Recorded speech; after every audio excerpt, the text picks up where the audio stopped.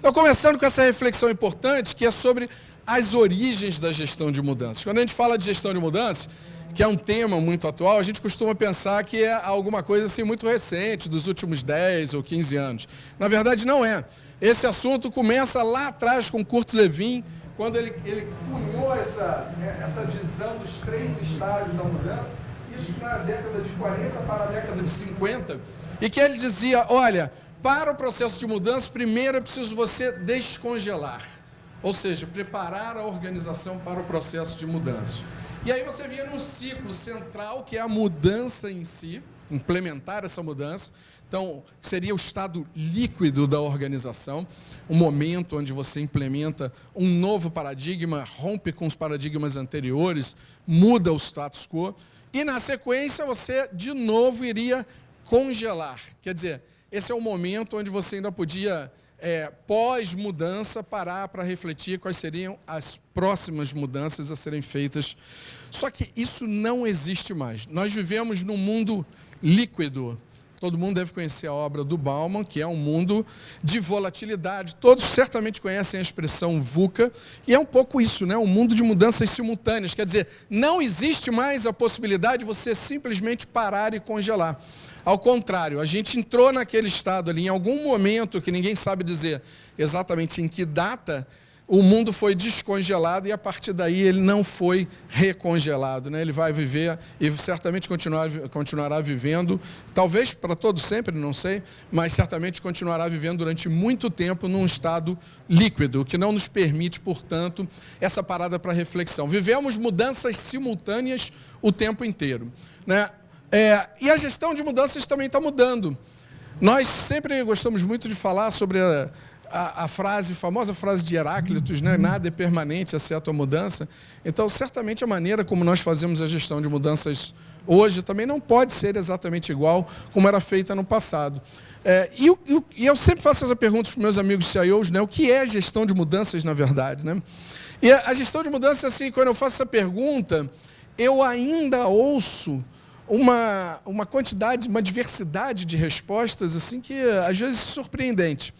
O que é curioso, porque nós veremos daqui a pouco uma pesquisa que nós realizamos aqui no Brasil, recentemente, sobre o panorama de gestão de mudanças no Brasil, e notamos que existe um nível de consciência elevado sobre o que é gestão de mudanças, especialmente no C-Level. Mas, para muitos, quando eu faço essa pergunta, a resposta ainda é: a gestão de mudança, eu já sei, Vicente, aquele negócio de abraçar a árvore, né? Eu não tenho absolutamente nada contra abraçar a árvore. E, de vez em quando, é bom abraçar uma árvore. Mas é claro que gestão de mudança é muito mais do que isso. Tem um aspecto lúdico, né? Quando a gente fala de seres humanos, poder fazer um workshop que tem alguma coisa um pouco mais divertida, mas que permita a integração, faz parte do jogo. Mas realmente é muito mais do que isso. Outros respondem, não, já sei, gestão de mudanças é também sobre comunicação. De fato, comunicação é um elemento essencial no processo de mudança. Aliás, comunicação é um elemento essencial para a convivência humana. Mas também não é só isso. Alguns respondem, já sei, é comunicação e treinamento, ou então, comunicação, treinamento e impactos organizacionais. Esses são 3 aspectos operacionais extremamente importantes da gestão de mudanças. Mas nós estamos vivendo uma era em que nós vamos além dessas dimensões operacionais. Quando eu comecei minha carreira, há 30 e poucos anos atrás, e comecei a estudar gestão de mudanças, a ênfase era basicamente nesses aspectos operacionais, mesmo porque a gestão de mudanças entrava no curso do projeto. Ela não existia uma abordagem estratégica da gestão de mudanças, não se pensava a gestão de mudanças a partir do próprio planejamento estratégico, nem muito menos do portfólio de projetos e programas, mas sim depois que o projeto já estava em curso, muitas vezes já lá no meio da execução. Isso ainda existe hoje, né? Muitas organizações ainda se dão conta de que precisam cuidar do processo de mudanças organizacionais a partir de um momento em que o projeto já evoluiu bastante. O fato é que esse mundo de transformação digital, de inovações, ele está introduzindo mudanças contínuas nas organizações. Já não dá mais para parar e pensar no que você vai fazer. É preciso pensar estrategicamente na gestão de mudança. Então, a gestão de mudança também mudou muito, mas não perdeu a sua essência. Isso é muito importante. Esse é o livro que eu considero o livro mais importante de gestão de mudanças, que já foi escrito até hoje. Aqui estão os fundamentos essenciais, o livro do John Kotter. E nesse livro, o Kotter foi o primeiro, assim, vamos dizer, a orquestrar a mudança de uma maneira um pouco mais estruturada, né? Mencionando os 8 passos da mudança, que começa com estabelecer um senso de urgência, passa por criar uma coalizão, uma mobilização para a mudança, e aí vai para outros passos, né, da estratégia. Enfim, ele segue um ciclo, e até a maneira como ele chegou a esse ciclo foi muito interessante, porque ele chegou aqui estudando os principais motivos de fracasso que um projeto, né, ou uma mudança acabavam sofrendo, e aí eles concluiu que, bom, então devem existir passos adequados para que essa mudança seja bem sucedida. A partir daí ele constituiu esses 8 passos da mudança.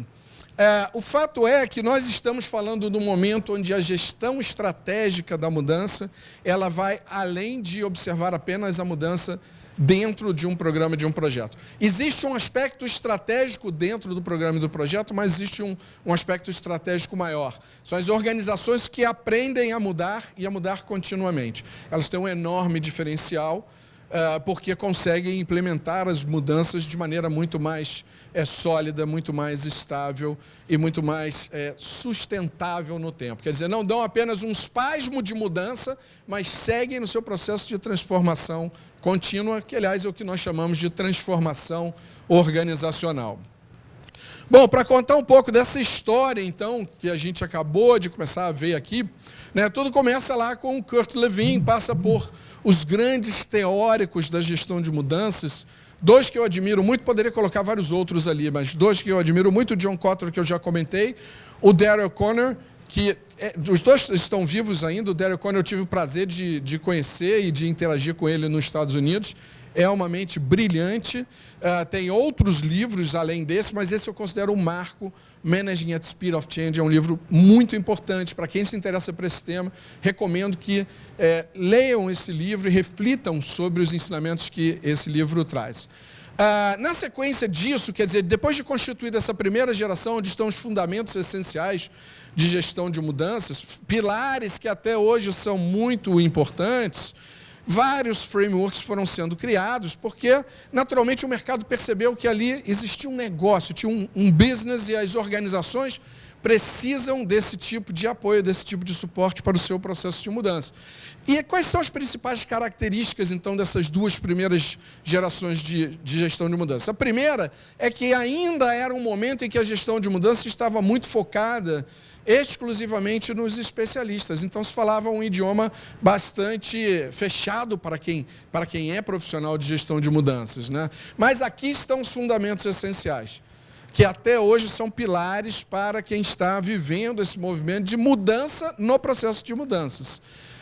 Essa linguagem, já falei, hermética, muito calcada também no mundo da psicologia, e a resposta principal que se buscava não estava só ligada a como executar a gestão de mudanças, mas muito mais ligada ao que fazer. Então, quando temos lá os 8 passos da mudança, eles têm um fundamento muito importante, que é, olha, o que você deve fazer para ter uma mudança bem-sucedida. Só que esse negócio começou a mudar, e começou a mudar muito recentemente. Esse movimento, aliás, quantas coisas não mudaram muito recentemente, né?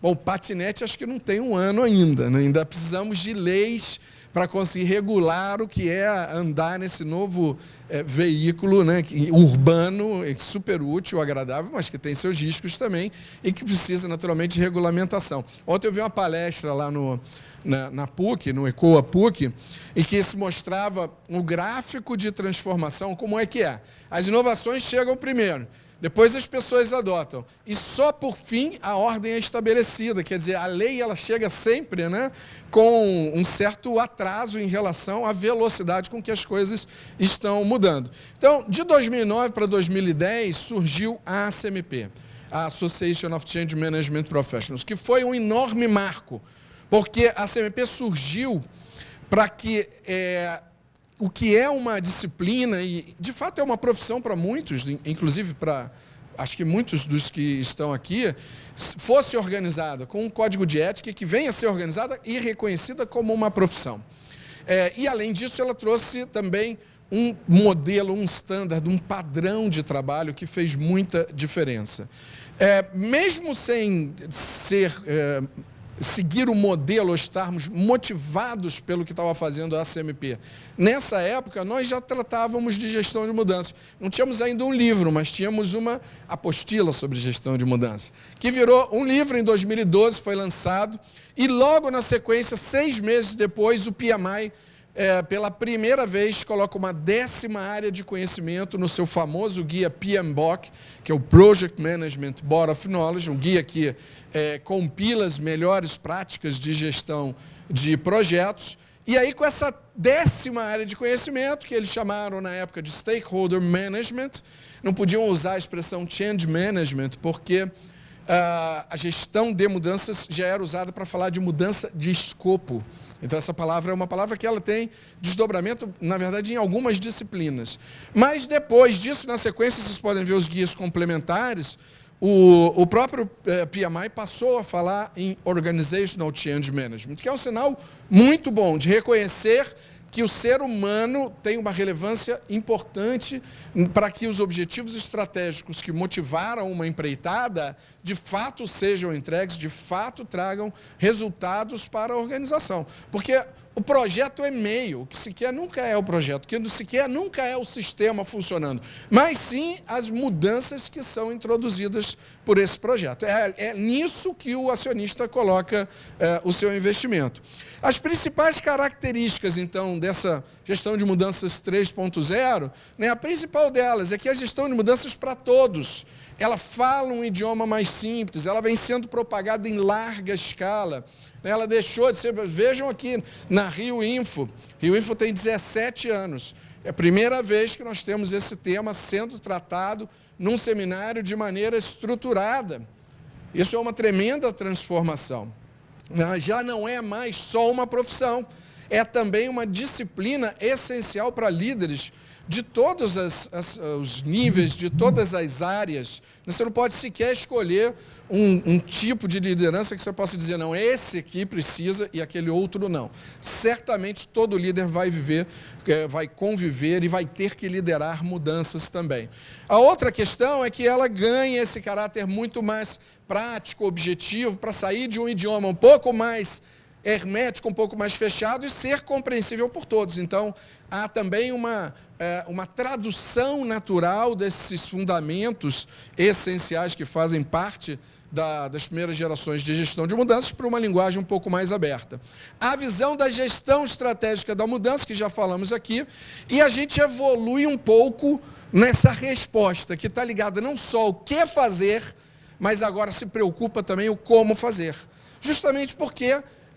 como a linguagem não é para especialistas, você precisa dar um passo a mais. Você precisa entregar um conjunto de ferramentas, de boas práticas, que está muito ligado a essa praticidade, objetividade, do como fazer, de uma maneira um pouco mais simples e mais estruturada. Bem, é importante dizer aqui, quando a gente fala de tecnologia da informação, e sai uma tecnologia nova, nós sempre imaginamos numa tecnologia substituta. E isso é normal, porque realmente a tecnologia vai evoluindo e vai matando as anteriores. E, portanto, essa é a natureza do universo tecnológico, mas não é a natureza das ciências humanas.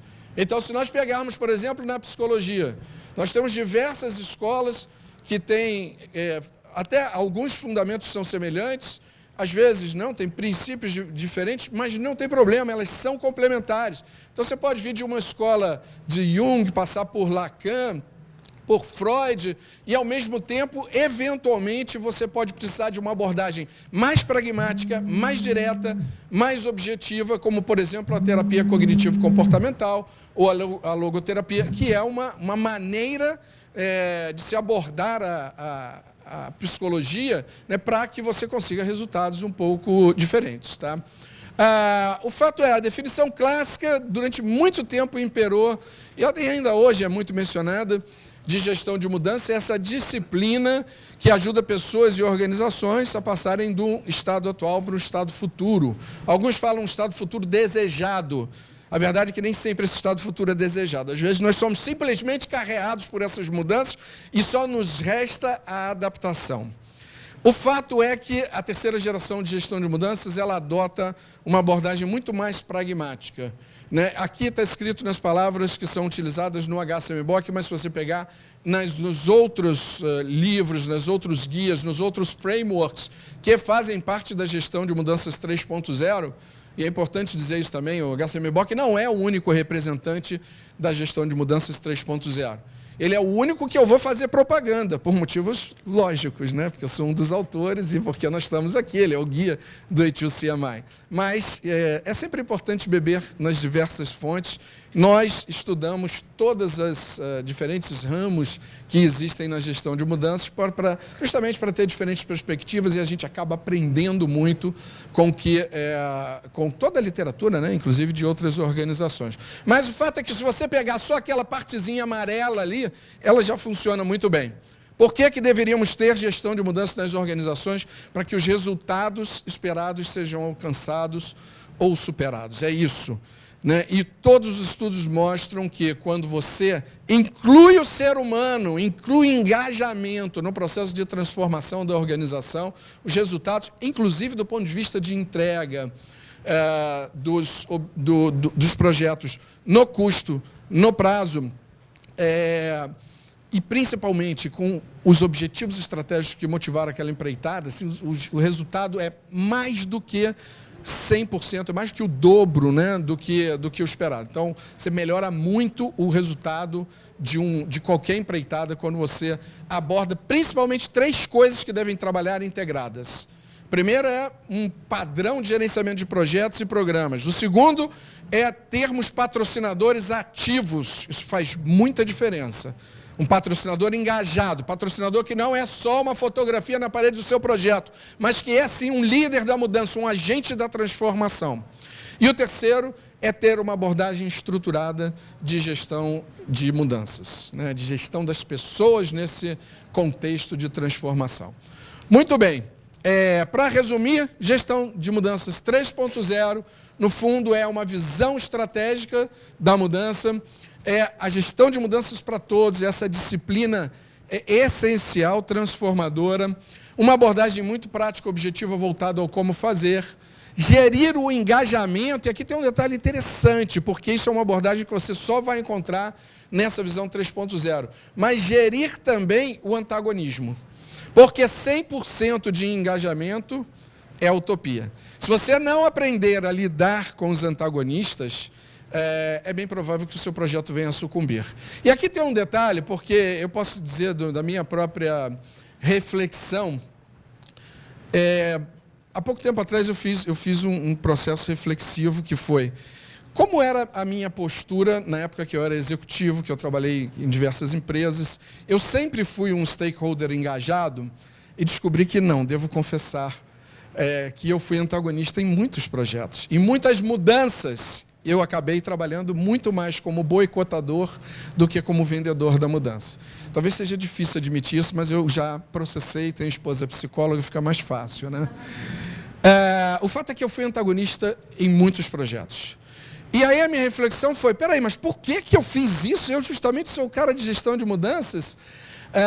Porque ser antagonista não é ser uma pessoa do mal. O antagonista é aquele que está sofrendo com a mudança, é a pessoa que mais precisa do seu apoio, do seu trabalho no processo de gestão de mudanças. Você, gestor de mudanças, você é profissional que está preocupado com o fator humano no processo de transformação das organizações, se liga que o antagonista precisa de você. No momento em que você aplica as técnicas de gestão de antagonismo, talvez você esteja salvando a carreira daquela pessoa. Porque a organização continuará evoluindo. E se ela ficar do jeito que está, ela ficará obsoleta. E ela não terá mais espaço na empresa. Portanto, é muito importante nós sabermos gerir, promover o engajamento, mas também gerir o antagonismo. E, por fim, né, tudo que é humano faz parte da gestão de mudanças 3.0, está em nossa zona de interesse, porque se tem uma coisa complexa, somos nós. No outro dia eu postei até uma coisa no Instagram que diz o seguinte, o ser humano não nasce com manual, mas se nascesse seria um manual por pessoa. Né? Porque a gente pode ter um manual para software, se der errado a gente reinstala. Para hardware, se der errado a gente chuta e troca. Mas para a gente não.